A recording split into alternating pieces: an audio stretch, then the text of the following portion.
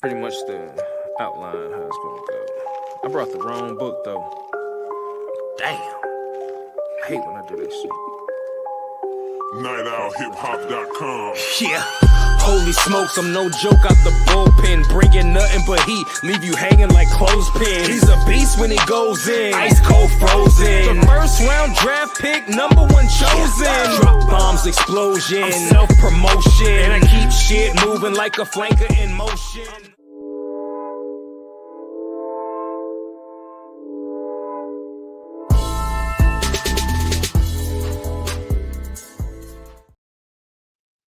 Hey, what's up? What's up? What's up? I apologize. Hey, modern technology is a mug. I think StreamYard had a glitch because something went down, but we're back and we're here and we're better than ever. And I had to get this show in because I got my guy back, Marvin Orange. So we're going to chop it up. We're going to jump into the show. We got some great topics today, Marv. And man, first of all, it's good to have you back. And man, how you been?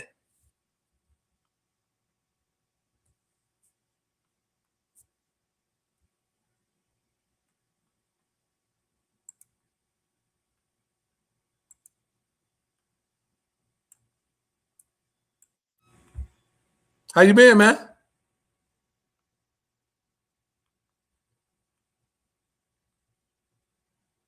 Hey, can you hear me now a little better? I can hear you better, brother. Okay, so I think something going on with StreamYard. We gonna ditch all this high tech stuff. I'm gonna just talk to you. How about that? We gonna make it a little bit different. We gonna go in and ditch all. We gonna keep it bare. We gonna keep it bare bones right now and just get to it because I've been trying to get to my boy for a while here because I've been seeing you out there on all these different platforms talking a little bit crazy. I said I'm gonna have to get on here just to bring you back in a little bit. So it's good to see you again. Yeah. Much love, brother, and I'm here. So let's get it started. Yeah, and Marv, last thing. SEC season's coming, football is coming. I had to have you because you know how we roll, how we rock. So let's jump into this thing, man. Great to have you back on the show, guys. Again, we apologize. I don't know what was going on. StreamYard, it just glitched on us, but we back better than ever. Marv, first topic of the day. Should the Warriors consider trading Steph Curry? Let me give you some particulars that I want you to jump into, Marv, because I want to frame it in this context. One, the Warriors have missed the playoffs 2 of the last 4 years, right? When they did make it to the playoffs, they lost in the first round. They lost in the semifinals of the conference. So basically hadn't progressed past the second round of the conference. They made no significant changes in the offseason. Hey, they struck out on the LeBron James thing. They struck out on the Anthony Davis thing. So my question to you, Barb, is now, as the Warriors are currently constituted, first, can they be a factor in the West? But if not, should they really now consider trading Steph, possibly getting a nice haul with players and draft picks and starting over? The floor is yours, Mark. I mean, in theory, I guess it sounds good that maybe it's time to blow it up. But I think the key sign to me was the fact that Draymond did a 1-year deal. To me, that signified everything that I needed to know about where the Warriors were going when they missed out on LeBron and they missed out on Jaylen Brown and they missed out on all these free agents. To me, it signifies they're gonna make one more push in the offseason, free up some of that cap space, tell Steph to become a free agent, let Draymond become a free agent, and they try to attract a star, right? Maybe it's Kevin Durant, maybe it's somebody else to that magnitude, but I think that's the direction that they're gonna go. Because listen, I mean, it's always easy to say blow it up, Lee, right? Like let's blow it up, let's get this. But we've seen a lot of friends. I mean, you could turn into the Pelicans, right? You could be, you could turn into the Pelicans. There's a lot of case studies out there for teams that decided to blow it up and never recovered from it. I mean, you could be Houston, all that draft capital, and it hasn't gotten to much since what you've seen that they progressed to. So if I'm Golden State, Steph is going nowhere. I mean, he's eligible for the max. I think it's 167 over 2 years. I mean, he's not going nowhere, and they've missed, and people got this perception that Golden State hasn't tried to make something happen. I mean, they just missed, right? Like, it happens in business, it happens in sports. So I think you'll see one more swing from Golden State. Draymond, to me, was a deciding factor with that, with what he did with his deal, and we'll go from there. I don't think Steph will ever leave a Golden State Warriors uniform. I don't ever want to see him leave it. His legacy is cemented. He's got 4 championships. I mean, what is it that he's going to do elsewhere at this point? He's already 38 years old. Just ride it out, man, and get one more swing at it. I have a scenario for you, Marv. If I'm the San Antonio Spurs, and I want to pair, because Steph Curry can play 4 more years pretty easily. You think 4 more years at least? Yeah. And I want to pair him with Wemby. And I say to you, Marv, you can have Castle, you can have Vassell, any 3 of these players. Castle, Vassell, what's the guy's name? The 6th, Keldon Johnson. You can have Champagnie, or you can have Vassell. If I say take any 3 of those players, and I'll give you a first-round draft pick as well for Steph Curry, does that benefit San Antonio, and does that benefit Golden State for the future? Talk to me. Hell no. If I'm San Antonio, there ain't no way in hell I make that deal, right? Because look at it. I mean, San Antonio's in the NBA Finals last year. They're ahead of schedule, right?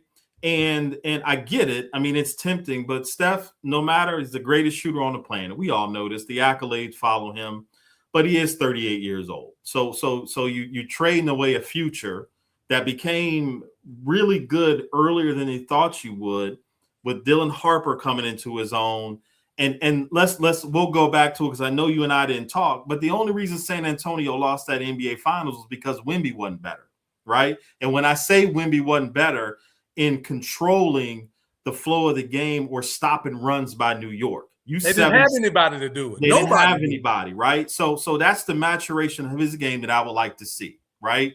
When New York went on those runs, get the ball in the block, slow the game down, punish them, getting them foul trouble. You couldn't see that from Wemby. They only had one pace, right? So I'm not leaving that to get Steph for a 1 or 2 year experiment and then setting your franchise back maybe a few years, because Dylan Harper is he different, right? Yeah. And San Antonio doesn't operate that way.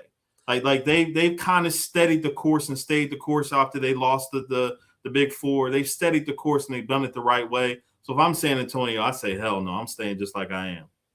Do you notice I didn't throw Dylan Harper in that mix? I didn't throw the young, I forget his name, Marv, the rookie, the other rookie, light skinned rookie. Yeah. I didn't throw him in there. Brian. Yeah. I gave you some players now. Castle will be the one that would hurt me the most. You can have De'Aaron Fox if you want to guard back. You can have Vassell. Castle would hurt most of all because he is a core player and a glue player. But do you still want to be Golden State playing in the 7th seed? Because, Mark, let me give you some teams. They're not better than San Antonio now. They're not better than OKC. They're not better than Houston. They're not better than Denver. They're not better than Minnesota. I'll throw the Lakers in there as well. That's a toss-up, but I do think the Lakers, with the acquisitions this offseason, is better. So at best, they're in the play-in again, and they're going to be in the play-in for the foreseeable future. Is that the way we want Steph Curry to go out? Yeah. I mean, versus what? Where go to Charlotte and I mean, all these scenarios people are throwing in. I mean, San Antonio is a non-starter for me. Their organization don't work like that. Stephon Castle is a game changer. There's so many things there's so many things he does well in the basketball court that you can't antiquate that stuff. So I wouldn't do. San Antonio's a non-starter for me. So where are you going, Steph, at this point in your career? Yeah, they got the same roster that they had last year. They're going to be another play-in team. But even if you added Jalen, even if you added LeBron, even if you added maybe another piece, did you see him that much better? Like, I didn't see him better with LeBron. Now, if they'd have gotten AD and LeBron, even though AD is injury prone, I would say they would be more competitive. But Marv, I want to go back to this scenario with Steph on the Spurs with with Steph, because I think Steph Curry, the way he shoots the ball and his conditioning, could play 3 or 4 more years with Harper. I think that's a championship team right there next year with Steph Curry. You don't see that. But they're a championship team now, right? Like they very easily could have won the championship this year if it had not been for really bad coaching. And we all know bad coaching, absolutely. I mean, it was one of the worst coaching jobs I've probably seen in an NBA final, in a game in general, like in a series, like, right? So they're on the cusp right now, and they're only going to get better. And if there's one thing that we know about Wemby is he take this stuff serious, right? Yeah, we know he's going to come back next year and he's going to correct all the mistakes that he made in that final. We know this about the kid. So to me, I'm riding with my young talent. I'm not blowing it up. We were in the finals and we should have won, right? Every game we were in a position to win. We could have won that series 4-1. I mean, easily, right? So to me, as enticing as Steph is, because we all know who Steph Curry is, I don't blow up that nucleus just for a couple year run with Steph, even if it's 2, 3, whatever the case may be. I just don't do it. Final question for you. Are the San Antonio Spurs, as constituted now, better than a healthy OKC? Yes. Oh, wow. Okay. Yes. I mean, yes, because they've got that freak over there, and we know who I'm talking about. And until OKC has somebody that can challenge Wemby, that can make him actually, a little bit uncomfortable, then I don't care if Williams is healthy. I don't care if somebody else is healthy on OKC and they weren't 100%. I think San Antonio is better, and they're only going to get better. And if I'm the West, I'm scared of San Antonio right now because we see what's coming. And then, boy, they're an old school type of team, right? Like the mentality is old school. They're young, but they're old in the way they go about their business. So, no, man, I'm leaving well enough alone, and I'm rolling how I am. I just think, and you said it, for me, unless Wemby plays from the elbow and can score, to me, because in the game it looked like he wouldn't. When they got in the paint, they was unstoppable. When he played out on the floor, it was like, okay, you can do that, but when you try to do that more than you play with your back, and it didn't have to back people down, but play with your back to the basket and dominate inside, you tend to lose. To your point, New York only led 27% of the series, right? And so they did, but they couldn't close it out. I just think, I personally love the Steph Curry trade. We're going to see. I don't think that Golden State is bold enough to do it, Marv. I don't think that they're as forward thinking. And it would take the owner to sit down with Steph Curry and they come to an agreement to say, okay, you're always going to be a warrior. That's it. But we want you to give you the opportunity to win a championship. But Castle is enticing, Vassell is enticing, and I like the Champagny guy as a shooter. In return, those 3 players and draft picks, I would do it, man. I would do it. And you banking your franchise on 2 years, right? on the 38-year-old, even though he's the greatest shooter on the planet, I get it. You banking for 2 years with a 38-year-old just for some championships that you were already in. You just didn't learn how to finish. That's why I have the Hall of Famer on. I knew we were going to disagree about that because he's a traditionalist. That's what he is. Hey, Mark, haven't talked to you since the LeBron James, the final decision by LeBron James to go to the 76ers. I want to ask you about your thoughts about it because we haven't heard your opinion on, him just going to Philly.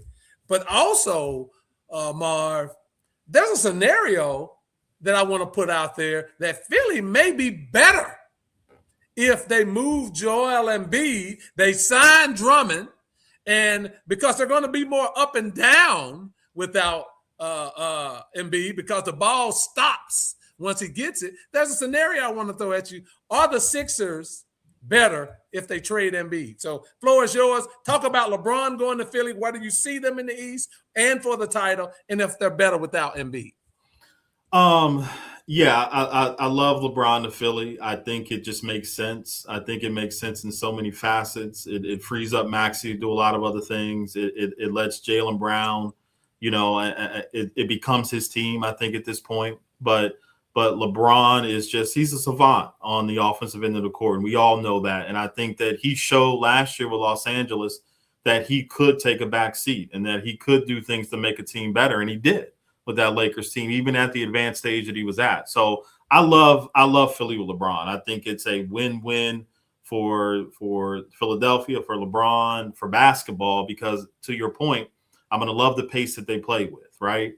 But hell no, you don't get rid of Embiid.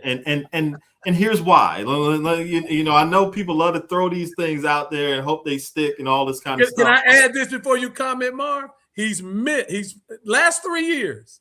He's played 96 games and he's missed 150. Now go ahead. Now listen, I've been the biggest Embiid hater when it comes to his health. Like they said, the best ability is availability. Like I get it.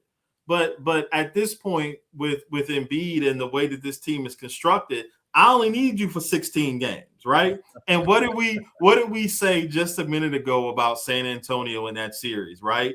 And you talking about the pace in which they play.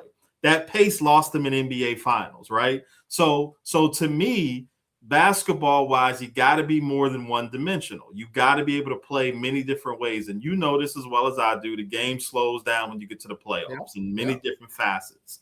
And there's one person that if you coming out of the East, you're going to probably see Wemby.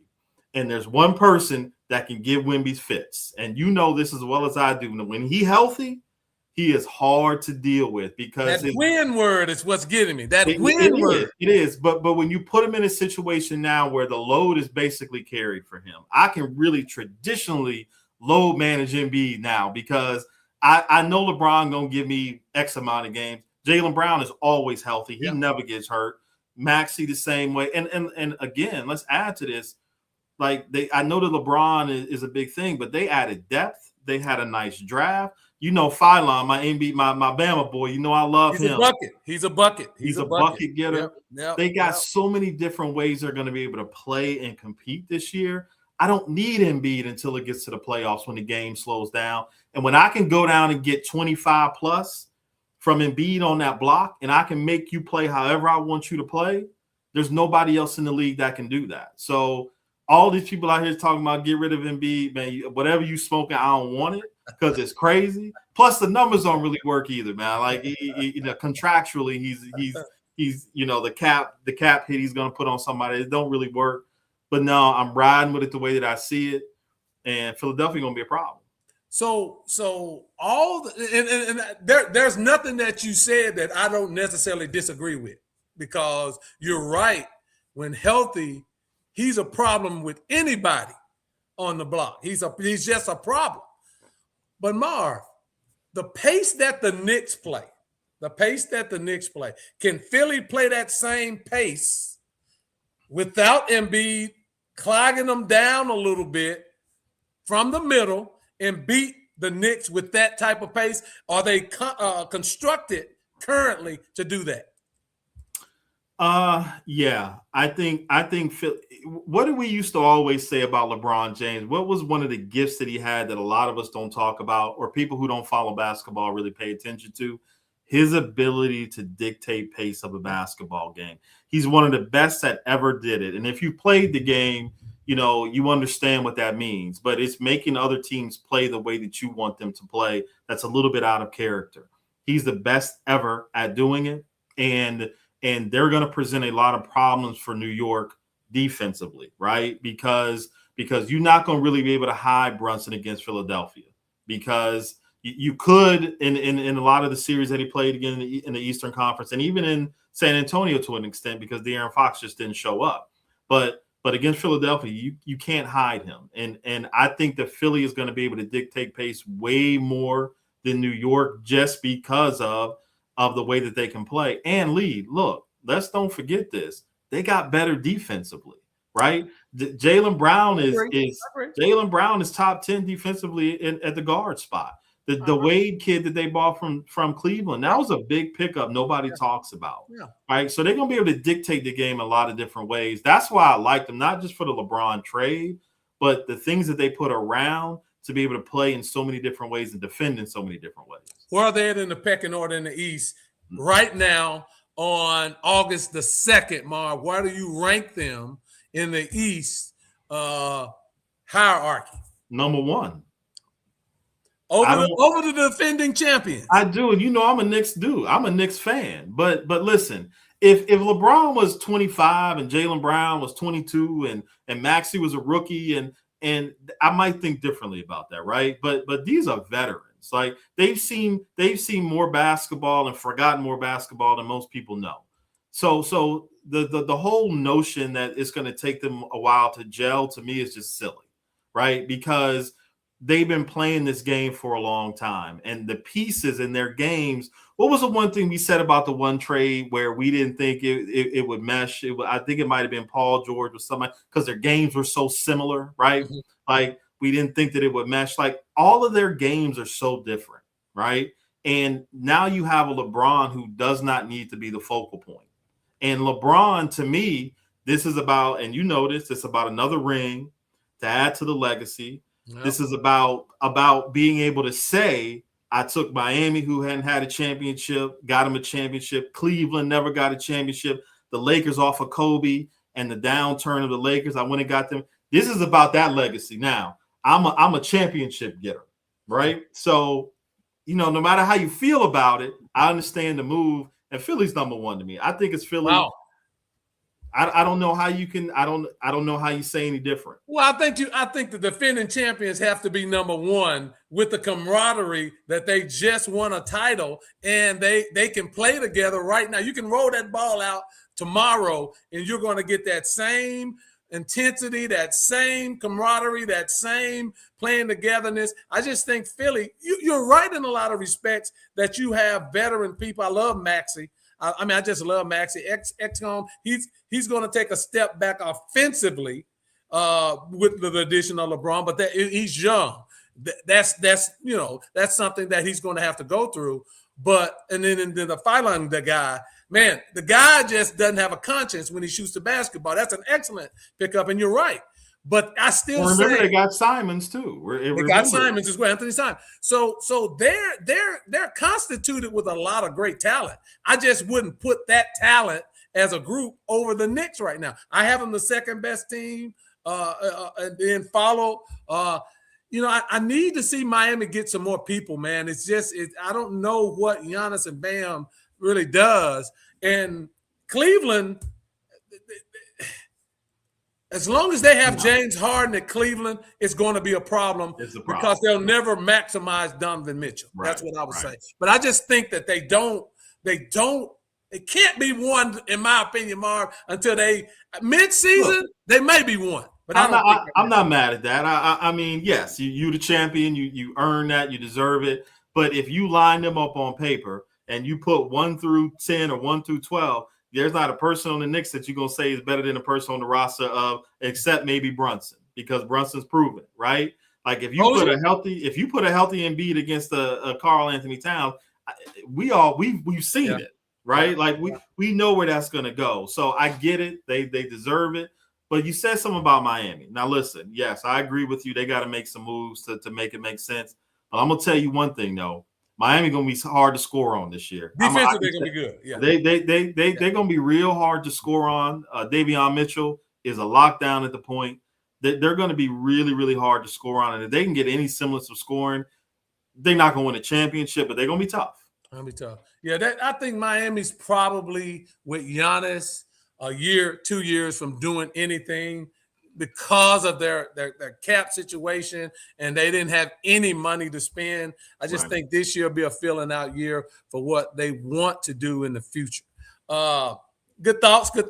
Y'all let us know what you think. I say that Philly really, if they traded Embiid, I think they would still be all right, Marv. He needs to be healthy. He's never been healthy.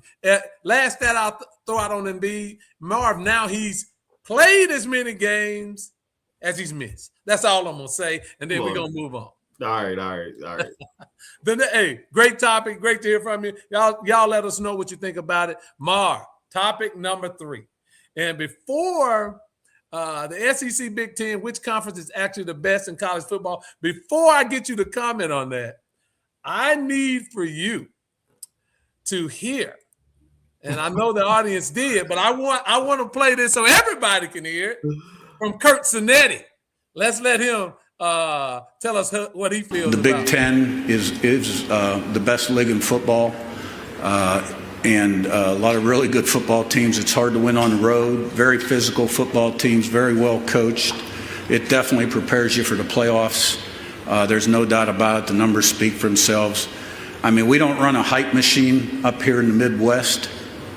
We believe everything's earned, not given. And when we fall short, we say we fell short. We don't cry a river, whine, and complain. All right? And that's why we're the best. The Big Ten is the best league. Cinetti going off, my brother.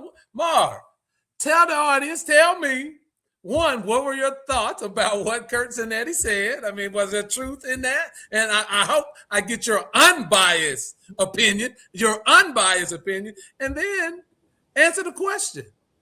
Is what between the Big Ten and SEC today, August the 2nd, 2026, which conference is the best? First is Cinetti. Look. He's the darling of college football right now. If he want to talk his stuff, he's earned the right to talk his stuff. So I'm gonna let him talk it because look, he's built a career on that though. So this isn't like, you know, and for all of you who don't follow this, I do have to say this to give you. He learned everything that he does from Nick Saban. He was a Bama protege. He did coach on some of those Bama teams. Just to give people perspective here, right? But he's earned it, and I'm okay with him saying it. And also, it's okay that he does say it. They won the last 3 national championships. I mean, you can't. No matter how much I love the SEC, I mean, winning chips matters, right? When we had the long stretch where it was the SEC and everybody else, that's what we said: win a championship. So we can't change the narrative now, because it ain't fitting us, right? So I'm okay with them saying that. But it depends on the metrics that you use to define success, there we go. Right? Listen, you're in business. I mean, we all business people here. We know everything is metrics driven, right? So to me, numbers really matter. So if I'm looking at it from a metrics perspective when it comes to conferences, right? Like the Big Ten is super top heavy, right? We know that, and it's been Ohio State and Michigan, and sometimes you get Oregon, and sometimes.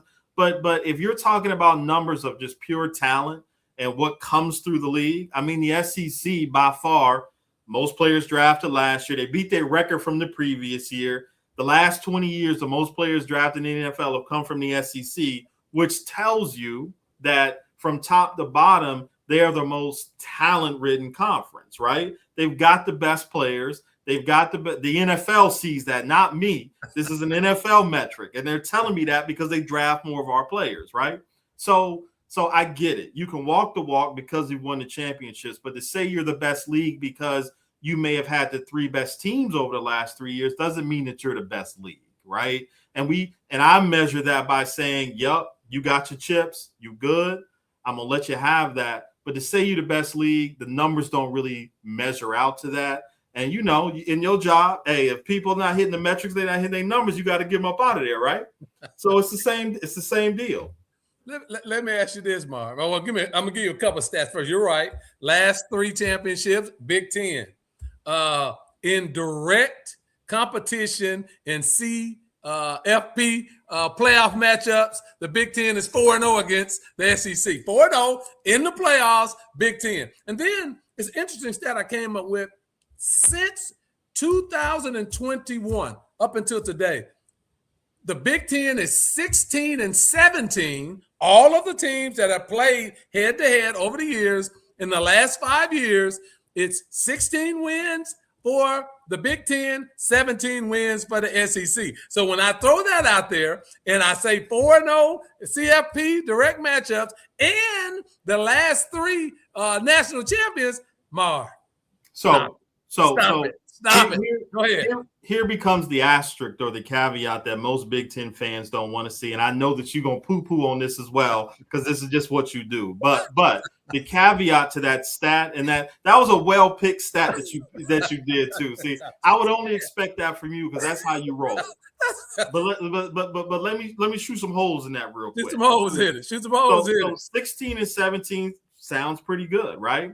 But we know the bowl season has substantially changed over the last 5 to 6 years, right? And I'm going to say the reason why it's different is because the majority of the SEC talent isn't participating in bowl games anymore.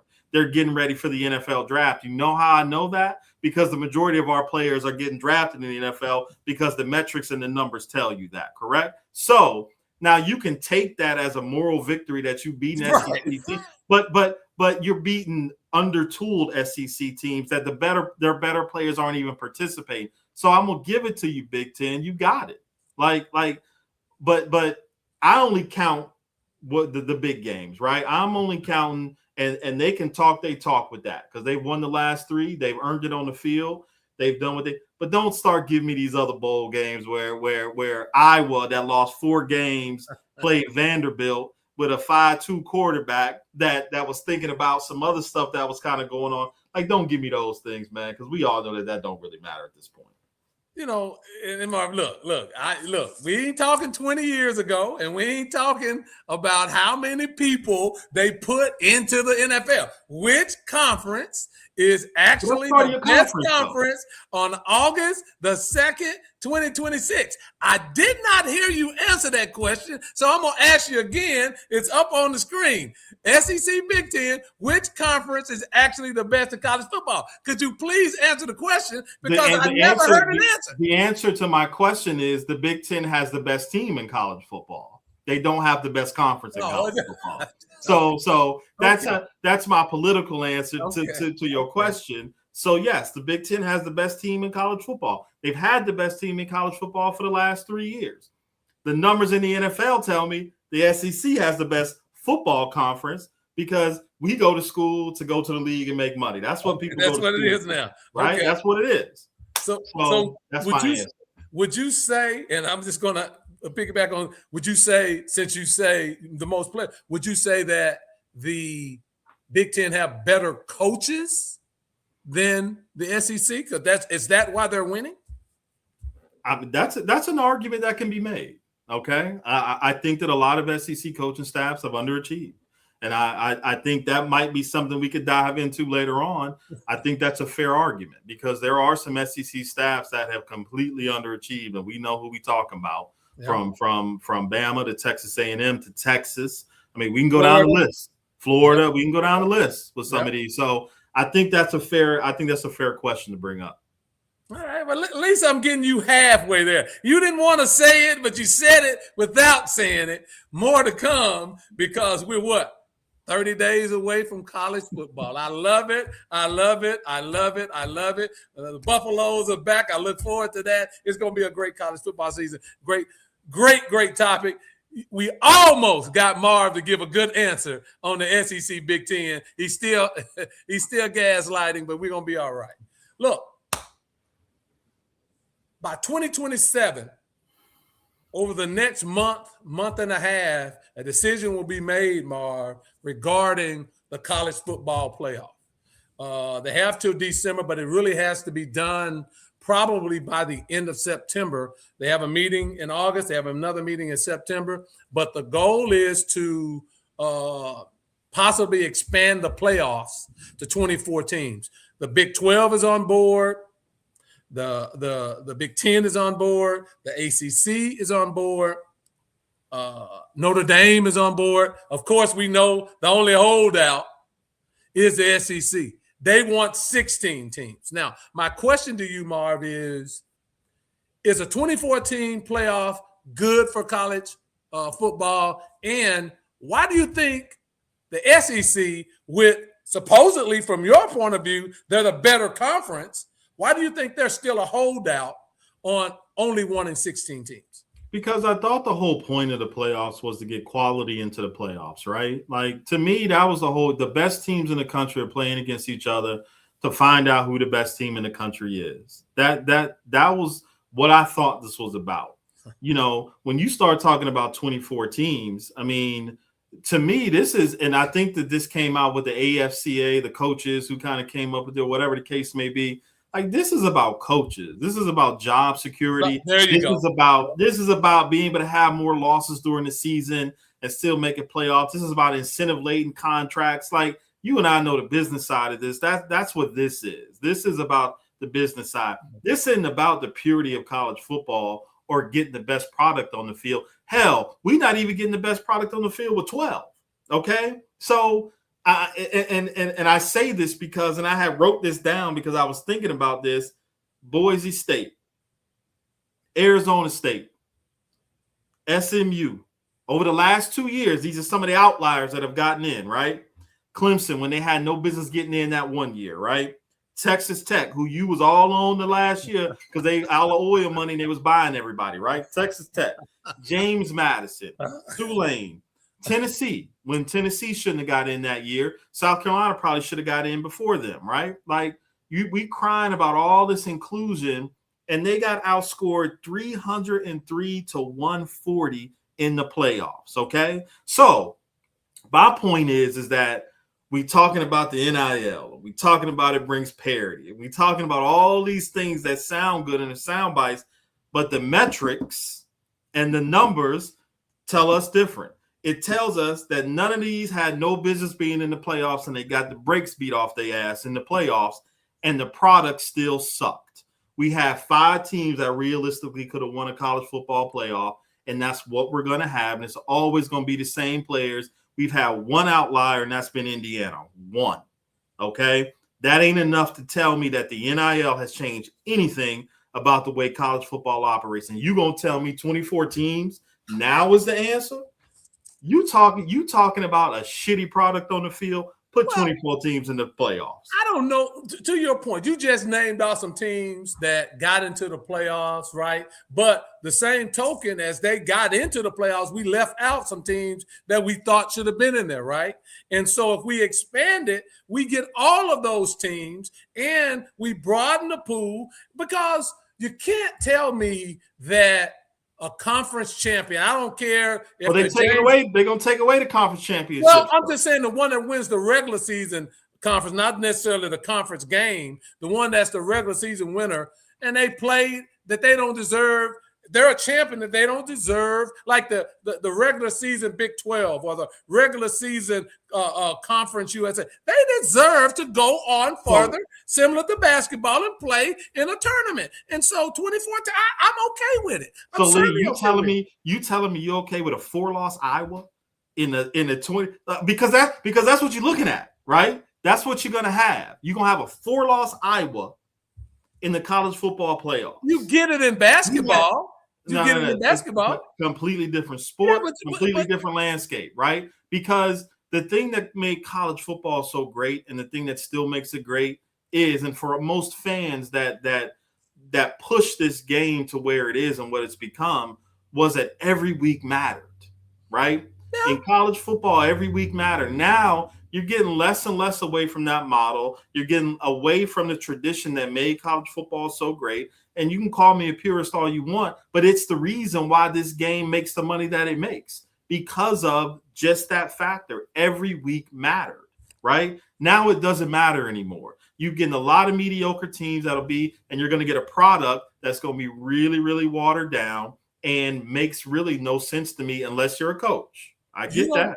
You don't think, Marv, that teams that are ranked between 16 and 30, they're going to be fighting tooth and nail every week to make sure that they're in that top 24. And the season, I feel, will be far more exciting because there'll be more teams involved in trying to make that 24. They won't be out of the playoff picture until the end of the season. But Lee, the nature of athletics and competition as a player, you played, I played, like, we gonna battle every week anyway. Like, that's not going to really – I'm not thinking about the fact that I'm battling every week because I got a chance to make the college football playoff. I'm battling every week because I want to beat the person in front of me and I want to win games. Like, that's the way that works to me. And it still doesn't change the fact that SMU, if they're 16 through 24 and they battling to make sure that they stay, it still doesn't change the fact that when they get to the playoffs, it's going to be a shitty product. That's not going to change that fact, right? It didn't change the fact Arizona got mauled. Like, that's not going to change anything. So I get what you're saying, but it doesn't make the product during the season better to me because those teams, we used to have conversations of we wasn't watching them anyway, right? You wasn't watching SMU play Memphis. I mean, okay, you may have, but most people not watching SMU play Memphis. 19 versus 24. Who cares? Well, right? I just think it brings a level of organization to the entire picture. The argument that the regular season will be irrelevant, I think that it goes out the window because you'll have far more teams that are vying for that top 24. So it makes for a more intriguing week 12 in college football because people are trying to secure those last spots. So I just agree. I think that's great. Now, will some teams get beat? Yeah, it's going to happen. It's going to happen no matter what the number of teams are. We just saw Miami destroy Ohio State, right? We saw this so it's going to happen even to the big boys. But I think it brings a new level of interest around the country to programs, and it makes for now. And also, I forgot to say this, teams are going to be vying for that top 8 spot to get a bye as well. So a lot of more intrigue comes into it, Mar, as opposed to 12, which you leave out. You know this. Every year, with 12, you're going to leave out 4 to 5 teams that should have been. And that's okay. That's okay.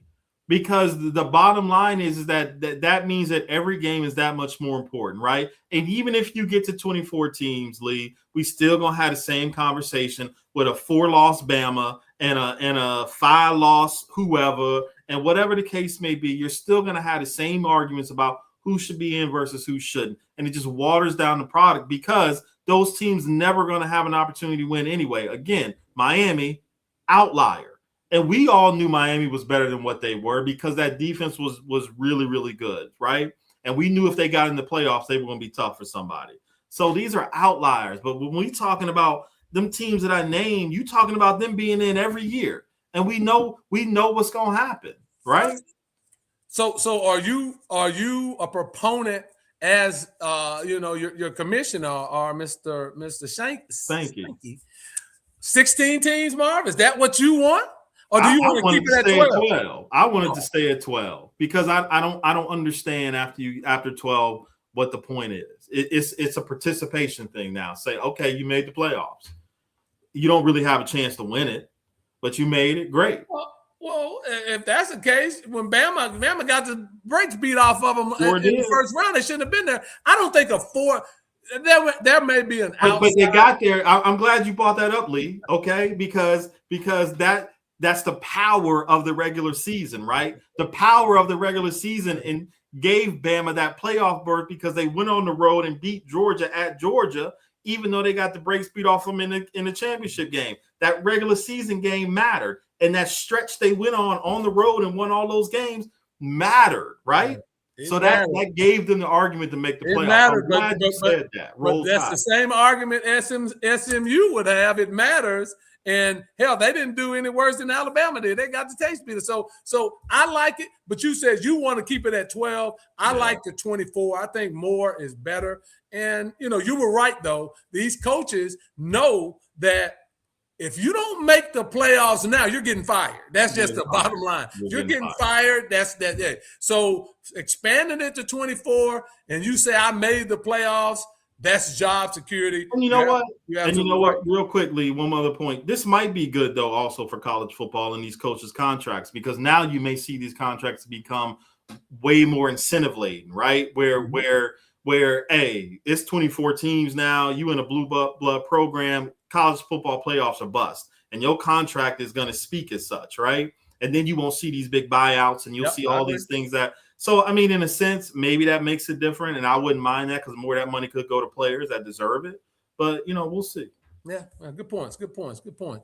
Great topic, man. I always like debating the SEC with Marv because he's always going to find an excuse to put the SEC at the top somehow. It never fails. Thank God. I'm glad to have him back because I never get to laugh as much with people as I deal with him when we talk SEC football. Last topic of the day, Marv. I've enjoyed it.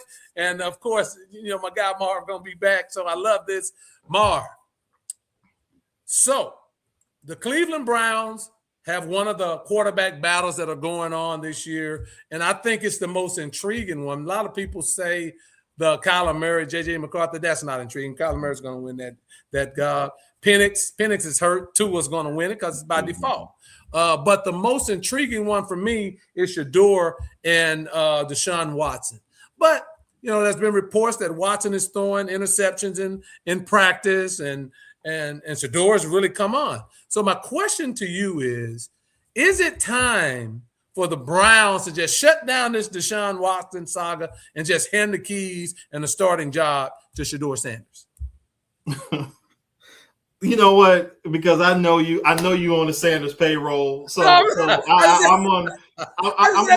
need to hear your thoughts on this first because absolutely. I love it. Thank you. Change the way I kind of go here. Absolutely. Look. But everybody out there, real quick before he goes, because you're about to get a soliloquy, you're about to get a dissertation here about this. He's on the Sanders payroll. So just remember he's a paid employee. Okay. Look, this guy here.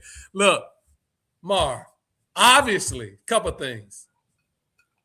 Shador Sanders, we know, was drafted too low and all that saga last year. But clearly, what he's doing and how he's performing with his accuracy, with his – people thought he wasn't mobile enough. He's mobile with his processing. It's time to just say, look, Deshaun, I would even cut Deshaun, to be honest with you. Because it's just a spectacle at this point. If Deshaun Watson wins that starting job, it's only because of the money that they paid him, Marv, and that should not be the reason you name a starting quarterback. I think Shador Sanders is outplaying him in camp. I think that he's more accurate than Deshaun. I think and you know about Monken's offense, what Shador does fits what Monken wants to do from a quarterback perspective. Shador is bright. He understands offenses. I think he's cleaned up some of the bad habits that he got at Colorado simply because he didn't have an offensive line and he had to improvise a lot. So, and he has a coach that trusts in him and wants him there. So I think it's definitely time to just say, look, and I know they're going to give it a couple of preseason games, but after that second preseason game, Marv, I would name Sanders the quarterback, number one, and I would let Deshaun go so that he can possibly find another team because it's not working. The fans don't support Watson. Every time he has a bad game, it's going to be like they're throwing bricks and sticks at him. That's not going to be a good situation for Deshaun Watson. So I think they should just name Shador the starter and roll with Shador, see what you got, and because the Browns have a lot of talent. One of my sneaky teams in this upcoming NFL season is the Cleveland Browns. Defensively, certainly, and I think they improved offensively. So my thing is give it to Shador, let him grow with the team, with the young players, and then let Deshaun loose so he can go somewhere else. And because he's only 30, 31 years old, he still has football ahead of him. What are your thoughts? Yeah, I mean, look. That was nice. That was nice. I give you credit. Like it was well thought out, well put together. You got your points. They on point. So, but here's the thing. Like I would have been with you if I didn't see last year. Okay. No, we can only. It's like the Janet song. What have you done for me lately? All I can go on is the last thing that I saw. And the last thing I saw was Shador go 3-4 and have a 18 point. What was it? Almost a 20 point something QBR. It was one of the worst over the last dozen years for quarterbacks who had over 200 attempts. And I know what you're going to say, the line, the talent. 32nd ranked offensive line, 31st ranked receiving core. But listen, it's still there's still context. It still matters. Like, that's what we saw from Shedeur. Now, I'm going to give it to you. I think Shedeur is capable of being a good quarterback in the NFL. I don't think that he's not. He's very accurate. He processes information well. I agree with you on all those points. But if I'm Shedeur, I don't know if I want this job in the beginning of the year. Only because I don't want Deshaun over my shoulder. Cleveland paid Deshaun a lot of money, right? The biggest it's still maybe the biggest guaranteed money deal in the NFL. It is. Yeah, right. So Cleveland have to throw Deshaun out there. Like, I don't think you have a choice right now. And I think Cleveland's thought is that he's so bad now that by default, after game 2 or 3, he's going to be done, right? And you put Shedeur in, and it becomes Shedeur's team. I think that's what Cleveland's going to do. I think that if I'm Deshaun, I just wait it out, because if I'm Shedeur, I just wait it out.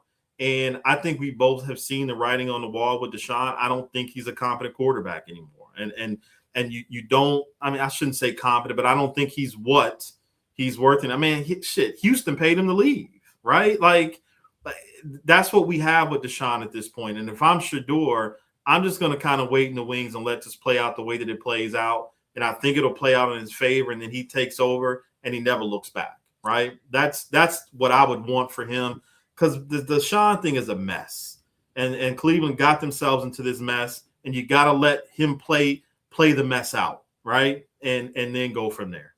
You owe him the money irregardless, Mar. You do. And the money is already, this is the last year of dead money. You owe him the money. He's going to make the money irregardless. You've seen Tua be cut. You've seen Kyler Murray.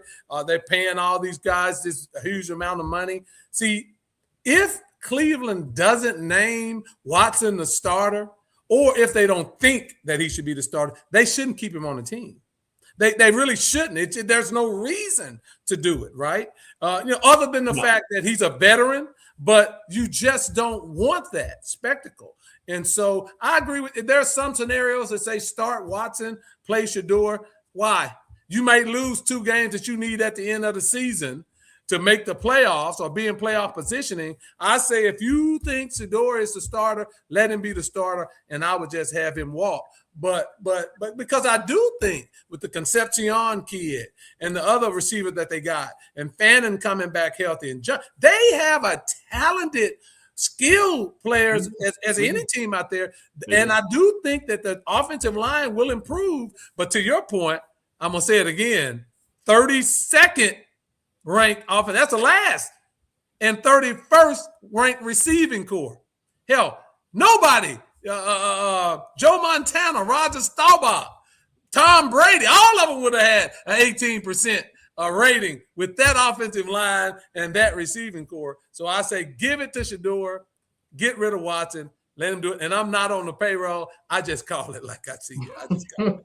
Look, this is the preseason I've been, looking for. I don't normally watch preseason, but I think it'll be telling with Cleveland. I'm looking forward to see it. And if Deshaun shows any life, it's going to be interesting. We'll see. Yeah, if he shows some life, it'll be interesting. It is. Well, he put it this way. His athleticism is back, Mar. So you're going to see an athletic guy. He's 31 years old. He's not an old man, right? No. His athletic, but his accuracy seems to still have faded away. And I don't know if that's the shoulder that he injured or what. Shedeur is more accurate than he is. And for that reason, with you throwing in tight windows in the NFL, you want to go with the more accurate player. I mean, and I'll end on this, and you know this well. The talent is intoxicating, right? And when he was at his best, it was great talent, and Deshaun was one of the top quarterbacks in the league. So you're always kind of waiting for that to reappear and to re-show. just like with the Dallas Cowboys and Dak Prescott. You know, like you keep rolling it out there, just waiting for that time to happen for you. And I know this year is it, right? Oh, it's beautiful. Oh, man, I'm so happy. Oh, Marv, oh, my God. I'm over the moon right now. The defensive additions, oh, my God. Cannot wait. Cannot wait. And I'm definitely going to do a show, Marv. I want to do a show to get your top 5 quarterbacks in the league. And also, I want to do a show with making sure we make our predictions on the upcoming season as far as division all the way to the Super Bowl. We're going to do that. And I hope like anything that you're honest when it comes to the NFC East. I just hope so. We know that that's a hard stretch for you, but I hope that you're honest. Last parting shots, Marv, before we get out of here. Nah, it's just good to see you. You know, good to have it back and forth. Take it easy on the SEC. We down a little bit right now, but we'll be back. I think this year you're going to see a little bit different from the SEC conference. We got some heavy hitters this year, and watch out for the Keelan Russell kid from Alabama. He's going to be a good one. Is he going to start? Is he the starter? I think you got to start him. Yeah. He's going to start. He's going to lead. I know that. So it's either one way or the other. Look, Marv, enjoyed it, man. Definitely, you know, the show says Lee and Marv for a reason. And so, man, this has been great. I always, when I see you, I know that you are going to bring out something in me that's just as dormant. So good job today, bro. Great topics. Guys, we're going to be back. This is after the buzzers and always with my guy, Marv. This is how we do it. More to come. Hey, thank y'all for tuning in. We'll see you soon.